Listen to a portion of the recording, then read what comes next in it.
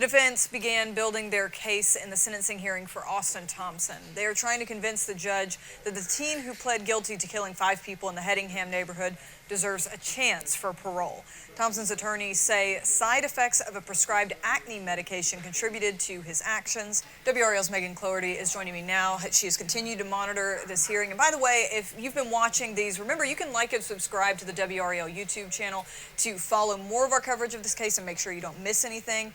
Megan, today was the first time we've heard from a doctor who examined Austin Thompson after he shot himself. Yeah, and it was the first time we heard from somebody who wasn't just like thinking, oh, this is what shooters normally do, or this is how, you know, the profile of this was someone who actually talked to, evaluated him. And he talked about the concept of depersonalization, which he said is losing touch with reality. And one of the side effects of minocycline, which is the drug that Austin Thompson was taking for his acne, his mother was actually the first witness of the day. She got up and said that he had been taking it for nearly a year before the shootings. But the question is, would it lead someone to go on a killing rampage, acne medication? So we heard from Thompson's mother. Again, you may remember she initially was testifying for the prosecution. Right. Today, the defense started its case, and she testified for the defense. Again, she said, wonderful childhood. She described all these memories. The defense actually put up all of these photos. Right. And it was like 45 minutes of childhood photos of his brother James and Austin, walking the judge through these moments like, you know, holidays and making Christmas cookies and going to the pool. And at times, Elise Thompson, Austin's mother, would just shift drastically. So she'd kind of be in the memory and like laughing and reacting to the memory and seeing, there was this one photo Austin had like swim goggles on. Yeah. And he went to sleep in the swim goggles because he loved them so much. So she's kind of in that memory like, oh, that's really nice. And then you kind of see her come back to reality. Of where she's telling this. Of where she's telling this and seeing her son, who, you know, is about to be sentenced, for part of the reason he's about to be sentenced is for killing his own brother. So it was just very bittersweet. And she talked about visiting him, sending him care packages with books and lists of jokes, and noting that he still wants to be a dental hygienist, which is sort of interesting, and he's looking to pursue that in prison. But she was asked how her relationship has changed, if at all, with Austin. Do you still love Austin? Yes, dearly. Still hurts terribly, but yes.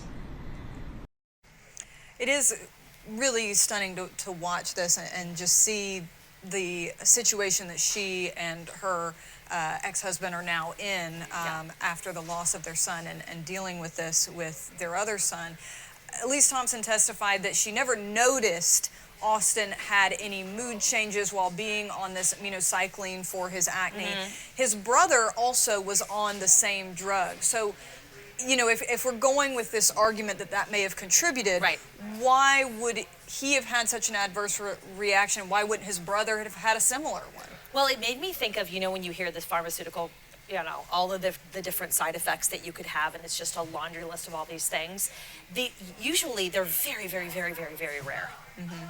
And when we heard from the psychiatrist, we mentioned the doctor who analyzed Austin Thompson, he got up and said, this is incredibly rare to have this side effect, which is this disassociation that's tied to the side effect with minocycline. So rare that he dismissed it almost entirely as a possibility as to why this happened, because he said that, you know, he's interviewed apparently some 20 mass shooters before, and almost all of them have had something major that he found that was the reason for this. And for every one of the you know, points of assessment that he went through, he's kept ruling them out. And he got to the point where he was like, you know, it may be, and this is the most likely, that the medication caused this. And he talked about the side effects of depersonalization.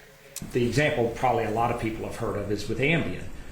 The reaction, more common with Ambien, is similar to what can occur with Minocin, in that you can see individuals who are acting without a conscious understanding of the reality of what is occurring. And I keep saying it's like they are in a dream, but they're doing the dream. He said that type of reaction can happen suddenly, that there's no warning to it, that the person who is experiencing it may not know anything about it. And he described having a patient before that had this exact kind of thing, this depersonalization. And he said he was like having conversations, he's walking through his kitchen, nobody else knew that he was in this state. And he went to go pour himself a drink and he poured it through his hand. No cup involved. No cup involved. So it was like, you're there, but you're not there, is the way he described it. Right. And so, you know, what's also interesting here is that Dr. Corvin made a point to say that because of the brain injury that Austin Thompson had from his self-inflicted gunshot wound, that it's almost like two different people in a way because of the difference in how his brain can emote and things like that, and the difference in reason. So Dr. Corvin didn't meet the Austin Thompson from before until after the shooting happened and after he tried to kill himself, causing that traumatic brain injury. So how did he reconcile that? Yeah, I think he had to go back to a lot of leaning on family, leaning on previous things that Austin had written, a lot of his school records. He was in honor roll and doing incredibly well in school, I think at a 3.8 GPA. So you take all of that and how his life was on track. There was no huge deviation, like all of a sudden his grades just tanked, or all of a sudden he became super antisocial. Although his mother did testify that he didn't have many friends after COVID, and she didn't think that was a big deal. But she said her other son, similar. Didn't either, Right. and they were close to each other. So, but I think a lot of us hear, oh, he didn't have any friends. That's odd. But I also think after COVID, there's a lot of things that have changed. He described Austin as Austin 2.0. He said he took out his emotions center when he shot himself. He took out his frontal lobe. And that basically makes it so when he's sitting there on the in the gallery next to his attorneys, you don't see him emote a lot. And it looks kind of creepy, to be honest, because somebody will be up there crying and he's kind of, there's no emotion on his face. But this doctor said he doesn't have that ability really anymore. And sometimes the emotions he has don't line up with what's happening. Like he might laugh at something that's serious because he's triggered to have an emotion, but it's not maybe the right Because he also emotion. said there's no filter, or his filter seems less. Right, he's very blunt, anything just comes straight out of his mouth. He also noted his IQ is much lower than it used to be, registering in the 90s now, again, when he used to take those honor school classes. So he's changed a lot. He did earn his high school diploma, which we learned today when he was in the detention center. So clearly he has the ability to learn.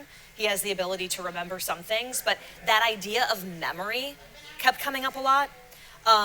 In my experience, when people have had, like, and I'm sure you've covered this too, like car accidents or anything traumatic, a lot of time the short-term memory right before that is gone. Well, we saw it with Lynn Gardner, even in her testimony about when she was shot. Exactly right. Yeah. So it was, I think a lot of us have been waiting to hear what his memory is of the event, and it's patchy. Basically, we heard today from the doctor that he remembers some things, but then he doesn't know how much of his memory is initial from him.